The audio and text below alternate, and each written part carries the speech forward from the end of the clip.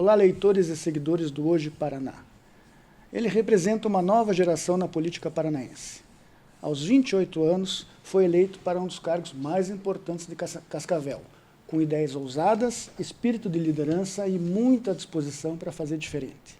Empresário, economista e vice-prefeito, Henrique Mecabô quer mostrar que juventude e gestão pública podem andar lado a lado.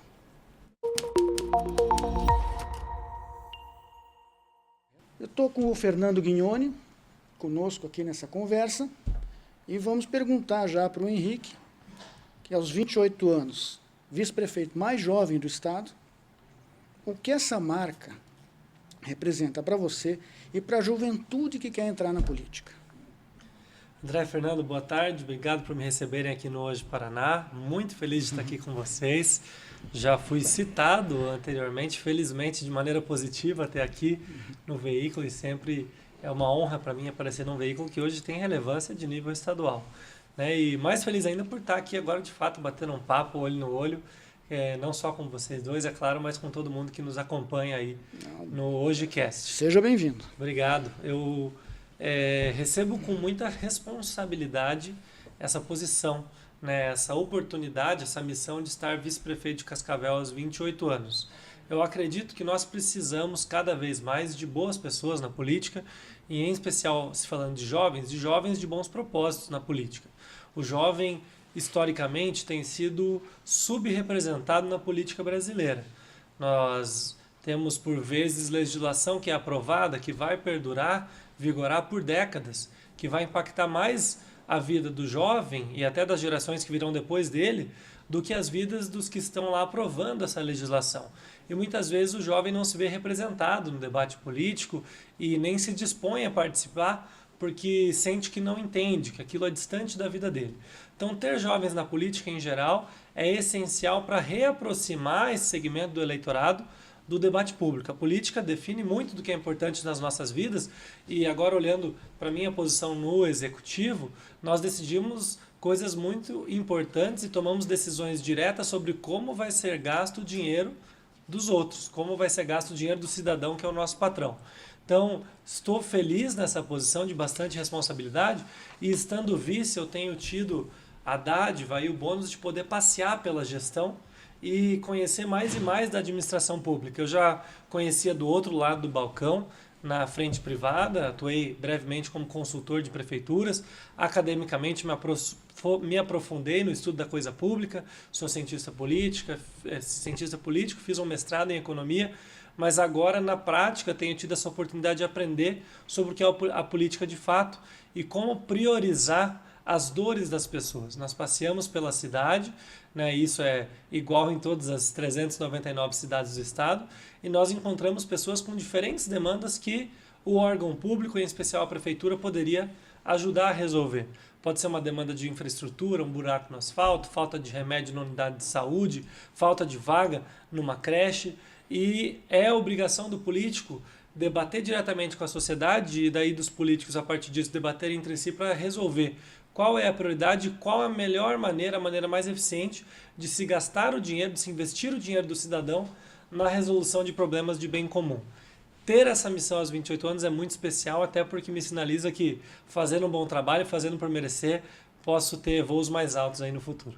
Pois é, você na campanha eleitoral do ano passado falou muitas vezes que o político é um funcionário público. Depois de eleito, você continua com a mesma visão? Sem dúvida, continuo com a mesma visão, e ainda mais sinto que ganhei vários colegas nessa missão de ser funcionário, que são os servidores públicos municipais. Para quem entra na política, e no executivo em especial, que é muito burocrático, e isso por necessidade de colocarmos dificuldade, né, em como se gasta o dinheiro que é de todo mundo, é bastante complexo. Nós temos na estrutura da Prefeitura de Cascavel 26 secretarias e autarquias, né, e uma empresa pública. Então, cada uma tem seus ritos próprios, sua burocracia específica. Entender tudo isso, saber navegar nesse meio e entregar resultado na ponta a quem mais precisa, é complexo. E para quem entra novo nesse meio, é importante ser guiado por quem já tem experiência, que em geral são os servidores de carreira, os servidores concursados.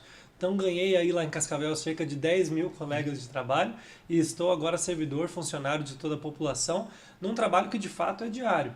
Já desde o dia seguinte à eleição nós temos trabalhado, né, de início voluntariamente, em transição de governo, me inteirando do que vinha acontecendo na prefeitura, porque idealmente, como aconteceu, as pessoas nem sentiram que houve troca de gestão. A cidade continue fluindo, continue funcionando, continue pujante, se desenvolvendo. E nessa missão é muito importante, mesmo sendo às vezes fisicamente cansativo, estar próximo das pessoas, estar presente nas diferentes comunidades, bairros, distritos, porque se nós somos funcionários, o patrão é a população. E para ouvir o que o patrão precisa, nós temos que visitar cada comunidade que tem uma dor, uma demanda diferente, que nós temos, de novo, essa obrigação de resolver, inclusive por recebermos o salário da população. Então, sigo, sem dúvida, com essa visão de que sou funcionário de todos, um funcionário, por vezes, sobrecarregado, mas muito bem disposto a trabalhar por Cascavel. Fernando.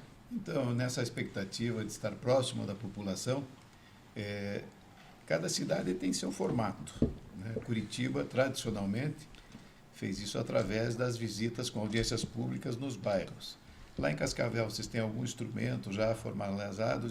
Eu imagino que vocês também têm uma relação muito grande com a gestão que acabou de sair do município de Cascavel. Que instrumentos vocês têm utilizado para ficar mais próximos da população, ouvir as demandas para poder transformar isso na realidade, expectativa deles? Olha, a nível de estrutura de gestão, nós temos uma ferramenta em Cascavel, que é uma autarquia da prefeitura, que se chama Território Cidadão. Foi uma estrutura envisionada, idealizada pelo ex-prefeito Paranhos, hoje secretário de Estado. Ele desenhou isso lá no seu primeiro mandato, a partir de 2017, e tanto nós somos a sequência desse trabalho que o atual prefeito Renato Silva estava vice do então prefeito Leonardo Paranhos, agora eu estou vice do prefeito Renato. Então, esse mecanismo é muito importante porque ele desenhou para a cidade um modelo de gestão territorial, onde os bairros são agrupados em diferentes territórios de características semelhantes para além da geografia, e nisso nós vamos, com o conselho, né, territorial, conselho comunitário, levantando as demandas de cada um desses territórios para melhor atender como prefeitura, num trabalho daí integrado de várias secretarias, né, envolvendo a educação, secretaria de obras, planejamento, enfim. Mas a grande ferramenta que realmente funciona no dia a dia para manter essa proximidade com as demandas da população, e eu especificamente tenho trabalhado muito nessa frente, tem sido as redes sociais. A presença no meio digital, a responsividade às mensagens, às cobranças, às demandas que vêm por meio de uma mensagem no WhatsApp, de uma DM no Instagram, isso dá muita agilidade ao governo. A tecnologia, felizmente, aproximou o político da população, e isso é positivo, porque antes o político, por vezes, parecia ficar encastelado, a população sentia ele como uma autoridade distante, cheia de pompa, mas que não entregava muito serviço. As redes sociais reaproximaram as coisas e muitas vezes nós somos pautados pelas redes sociais para entender em tempo real o que está acontecendo na cidade. Né? Se há alguma novidade, se há alguma nova dor latente, alguma demanda estrutural que está surgindo, as redes sociais possibilitaram esse canal direto, e isso é bastante feliz para que no dia a dia nós saibamos estar onde a população precisa que nós estejamos. Muito bem. Henrique, você foi sócio da Aprova Digital, uma startup criada para desburocratizar o trabalho dos servidores. O que você consegue hoje, como vice-prefeito, trazer para o serviço público que tenha vindo dessa startup? Olha, muito do que se trabalhava na startup era trazer o serviço público ao tempo presente, né? Modernizar o serviço público, porque o serviço público tradicional, burocrático, com pilhas de papelada, desmotiva até mesmo o próprio servidor, que não entende por que o resto da vida dele está no meio digital, por que o banco ou assistir um seriado de escolha dele é tudo no meio digital via aplicativo, e por vezes o trabalho lá na prefeitura era uma muralha de papel. E ao mesmo tempo, essa papelada toda atrasa também o atendimento ao cidadão, que se sente insatisfeito e sente dificuldade em alcançar serviços públicos. Uma frente de trabalho da prefeitura é prover serviços públicos pelos quais todos nós pagamos, e existe um rito para que esses serviços sejam solicitados. Muitas vezes a burocracia excessiva barra o próprio crescimento da cidade, e parece que o poder público está tropeçando em si mesmo, que a prefeitura está jogando contra o próprio patrimônio, no sentido de que retarda a própria arrecadação. né, as prefeituras, por vezes, têm dificuldades de arrecadar taxas, de emitir licenças, alvarás, que geram arrecadação e geram desenvolvimento econômico mais amplo no município. Aquecem a economia, geram emprego, movimentam toda uma cadeia, pensando na construção civil. Então, a prova digital é uma ferramenta de atendimento não só digital, mas em boa parte automatizado, que digitaliza o fluxo de trabalho do servidor, torna o trabalho dele mais confortável, mas aproxima também, por meio digital, as gestões municipais da população. E foi uma ferramenta essencial do ponto de vista de trabalho para que eu conhecesse o setor público brasileiro. Eu nasci e cresci em Cascavel, com 20 anos consegui uma bolsa de estudos para fazer a graduação fora do país, fui para o Canadá, cursei ciência política, economia, ganhei uma nova bolsa para um mestrado em economia, mas decidi que queria voltar. Eu entendi que os problemas lá fora não eram meus, né, e que eram muito pequenos, inclusive a nível de poder público, pensando em inflação, em necessidade de acolhimento, de amparo social. O Canadá é um país profundamente desenvolvido, então as oportunidades de emprego que surgiram nessa frente para mim lá eram um pouco interessantes porque aqueles problemas eram desconectados da minha realidade como brasileiro, como cascavelense. Então eu volto para o Brasil buscando conhecer mais sobre a realidade daqui, né, e conhecer em especial as prefeituras por dentro. E a prova me deu essa possibilidade, porque eu voltei como diretor de consultoria e vendas e pude trabalhar com mais de 60, quase 70 prefeituras, e hoje a ferramenta já está em muitas mais. Cascavel, inclusive, quando eu voltei ao Brasil, já era cliente da prova, né? Foi uma das primeiras cidades que optou por usar soluções da prova para digitalização e desbloqueio, desburocratização dos fluxos de obras, emissão de alvará, né? Sendo inclusive pioneira em ter um alvará conhecido hoje no Brasil todo, que já é replicado em várias cidades, como autodeclaratório, automático. O construtor vai lá, preenche um formulário e já sai com o PDF do alvará na hora, sem que tenha que passar por uma análise humana de servidor, né? Havendo uma fiscalização, uma análise depois por amostragem. Então, muito do que eu levo da prova, dado que o serviço já está na Prefeitura de Cascavel, é a mentalidade de facilitar a entrega de serviço público. Nós temos muitos processos que, às vezes, só por portaria, na assinatura do prefeito, podem ser agilizados, simplificados, e isso facilita a vida da população. Isso foi uma coisa que a prova me ensinou, que o servidor, inclusive, tem interesse nisso. Porque muitas vezes, olhando de fora, as pessoas demonizam, em certo sentido, o serviço público. Acreditam que o servidor não quer entregar um bom resultado. Pelo contrário, o servidor se sente frustrado, às vezes, por não conseguir dar vazão naquela pilha de processo, de papelada que chega na mesa dele. Amparar o servidor com ferramentas de tecnologia melhora a vida dele no trabalho, no serviço público, e melhora, acima de tudo, a vida da população. Sendo um jogo de ganha-ganha, além de tudo, porque facilita, azeita a arrecadação da própria prefeitura. Então, essa frente de facilitar a dispensa de serviço público é do interesse de todo mundo. E a gente tem trabalhado com essa mentalidade na Prefeitura de Cascavel. O prefeito Renato Silva também vem do empresariado, né, um empresário histórico, consolidado na cidade, e tem essa visão de facilitar a vida de quem produz. Porque assim nós arrecadamos mais e temos mais recursos para cuidar de quem mais precisa. Acredito que é nessa toada que a população tem exigido que todos os governos caminhem. Agora, entre a tua formação no Canadá e o retorno para Cascavel, você teve uma participação importante na ONU. É verdade. Eu estava ainda morando fora do país e por 2 vezes fui convidado para representar a Juventude Global na ONU por meio da minha universidade, nessa ideia já de reaproximar a juventude global de espaços representativos onde estão determinando políticas que vão perdurar por anos, por vezes impactar mais os jovens e os filhos deles, sem tradicionalmente nem ouvir os jovens.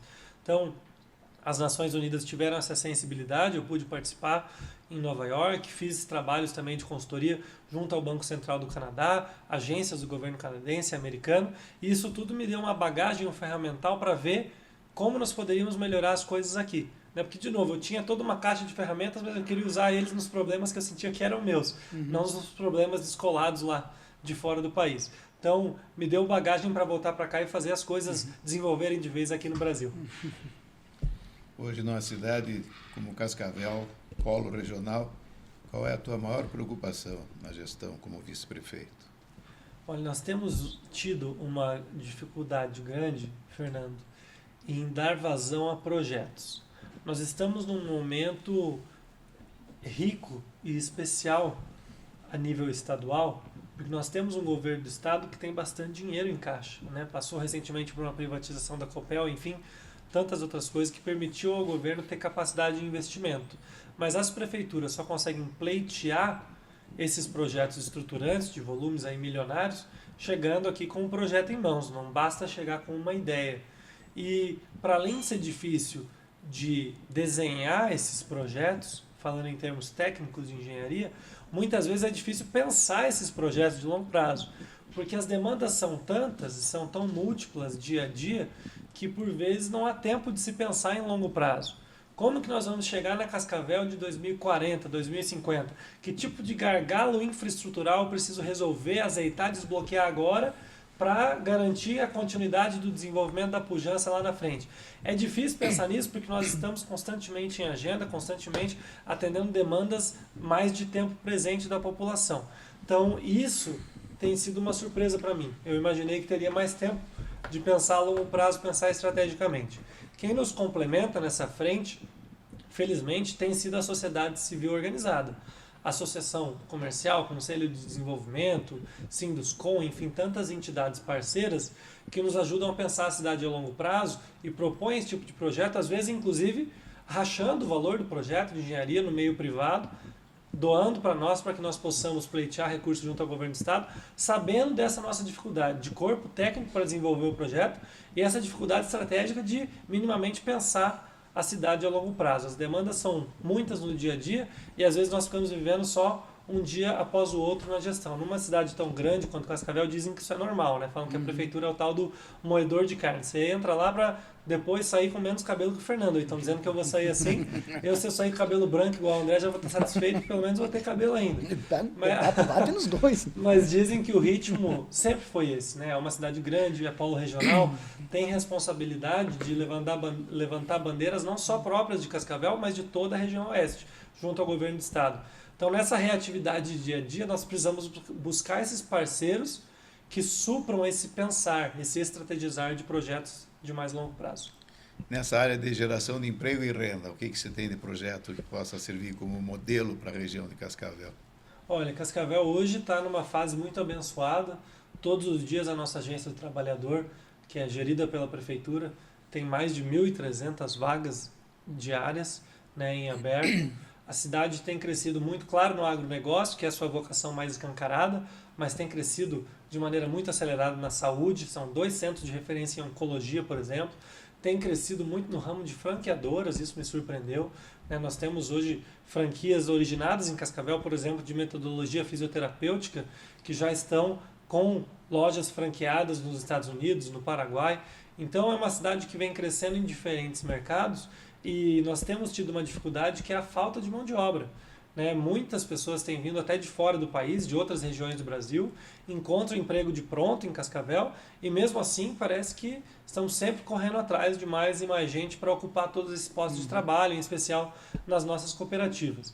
Um déficit que vem aliado a isso é o déficit habitacional. As pessoas por vezes escolhem Cascavel para morar, reconhecem Cascavel como uma das melhores cidades do Brasil para se viver, no ranking mais recente do Banco de Cidades, a segunda melhor cidade do Brasil para se viver, mas vão lá e às vezes encontram dificuldade de se estabelecer a longo prazo, dado que mas o mercado... vocês têm em Cascavel um projeto habitacional bastante ousado, feito pelos empresários Francisco Simeão. É verdade. Isso muito vai nos ajudar, que são milhares de unidades habitacionais em apartamentos de habitação popular, apesar de serem de altíssimo padrão, inclusive tecnológico, de bons materiais. Como é que está indo esse projeto lá? Ele tem a previsão de já nesse ano ter os primeiros prédios entregues. São prédios todos modulares. A grande sacada desse negócio, do Bonacin, do Chico Simeão, é a fábrica de prédios. Máquinas que vieram da Alemanha, da Vollert, que em geral são usadas em países mais densos, por exemplo na Tailândia, na Indonésia, para construir prédios de maneira muito rápida. O prédio é quase impresso como um bloco de Lego e empilhado. E isso vai, claro, se iniciar em Cascavel com o Ecopark, que é o nome dessa vizinhança privada que está sendo criada, mas a partir dali essa fábrica vai poder imprimir prédios, apartamentos também para outras cidades. Então é um projeto visionário que tem um componente muito completo também de atender os moradores, não só com segurança, mas com educação de referência, com escolas públicas onde os professores são bem cuidados, premiados, num modelo de parceria público-privada que eu acredito que vai se tornar referência para outros municípios. Nisso, nós devemos começar a resolver esse grande déficit habitacional que não é só de Cascavel, de toda a região oeste, já em cerca de 15 mil unidades habitacionais. Mesmo com o amparo da Coapar, da Coavel, que é a nossa companhia de habitação municipal, sempre falta. Né? E projetos de parceiros privados que conseguem estruturar um negócio usando de financiamento de habitação popular da Caixa Econômica, por exemplo, são o caminho. Né? O setor privado nos ajudar sempre é visto com bons olhos, porque sempre faz de maneira mais eficiente, mais antenada, mais atualizada do que o poder público. Por isso que nós sempre ressaltamos que cabe ao poder público amparar e facilitar a vida do empresariado, até porque nos ajuda nas nossas próprias demandas, né, Fernando? Perfeito. Ano que vem tem eleição. E em 2022 você teve uma votação expressiva em Cascavel. No Paraná, evidentemente, não só em Cascavel. Já tem planos para o futuro?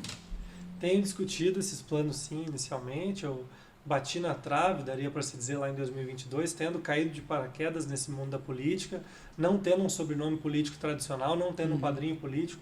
Mesmo assim, surpreendi muitos aí a conseguir votos, mais relevantemente em Cascavel. Claro, cerca de 16 mil dos meus 28 mil votos foram em Cascavel, mas somando votos aí de números menores até maiores em 292 municípios do estado. Então, foi uma largada muito feliz, que inclusive me classificou para estar vice-prefeito hoje, e eu tenho, é claro, discutido para entender onde eu estaria numa melhor posição de serviço. Eu tenho gostado muito de, nesses primeiros 120 dias, ser um funcionário da população de Cascavel, né? Mas é indiscutível que existem também outras missões na política, como as missões de embates talvez mais ideológicos, fiscalizatórios em Brasília. Tenho discutido, claro, com a população, com os meus patrões todos, né, que são vários lá em Cascavel, e tenho discutido também com o meu grupo partidário, né, o Partido Novo, que passa por um momento de precisar superar a cláusula de barreira. Né? Para o partido é essencial no ano que vem ter bons candidatos a deputado, em especial a deputado federal, para consolidar-se como um partido próprio e não ter que ser incorporado, fundido ou federado com alguma outra legenda. Então é um momento sensível para o partido nessa frente, e isso também me motiva, estando nesse time, a considerar mais e mais uma nova disputa no ano que vem, mas eu acho que ainda está cedo para falar nisso. Né? Ainda tem pelo menos mais um ano de trabalho aí como vice-prefeito para daí se bater o martelo numa eventual nova candidatura, e o meu foco agora é trabalhar por Cascavel para fazer por merecer qualquer novo voo futuro que eu escolha. Estamos caminhando para o fim, mas eu queria te perguntar que conselho você deixa para os jovens. Nós achamos que é importante o jovem participar da política, é importante ele se fazer presente nesse meio, mas muitas vezes não sabem nem por onde começar e nem que caminho tomar. Qual é o teu conselho, sendo tão jovem e não está militando desde o ano passado, já milita há algum tempo, evidentemente? Olha, André, o meu grande conselho é que o jovem busque preparação. Isso foi o que fez total diferença na minha entrada na política. Mesmo sendo uma preparação de veia mais acadêmica, ela fez com que eu me sentisse seguro para dar os primeiros passos partidários, de filiação, de convenção, de eventualmente botar uma candidatura na rua de fato. Hoje, mais e mais, as pessoas querem novos representantes, com bons propósitos, preparados, que não são tradicionais na política. E muitas instituições, inclusive, têm se organizado para amparar e fomentar isso. Um grande exemplo que muito me ajudou foi o Renova BR.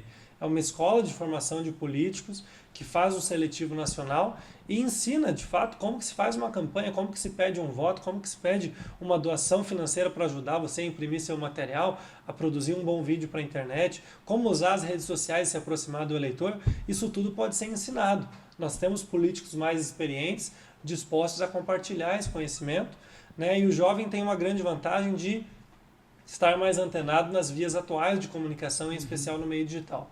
Então, o meu conselho para o jovem é que, claro, busque preparo, mas eu sugiro também que não se deixe amedrontar por, talvez, nomes mais tradicionais, porque é exatamente esses nomes que mais ganham rejeição ao longo do tempo. As pessoas têm visto, ao longo dos últimos ciclos eleitorais, um valor positivo na novidade, né, na oxigenação da política. As pessoas vinham se desconectando, se afastando da política e deixando de acreditar na política como ferramenta da transformação. A partir do momento que alguns políticos, em geral jovens, mostraram que a política pode sim ser ferramenta de transformação da sociedade, ser ferramenta de serviço de maneira técnica, embasada, né, copiando o que já dá certo fora do país, trazendo aqui para o Brasil, para as nossas cidades, estados e para o país como um todo, as pessoas passaram a olhar com um olhar mais generoso, mais atento a esses novos nomes. É um excelente momento para a juventude buscar representação na política e, de novo, representação que é devida.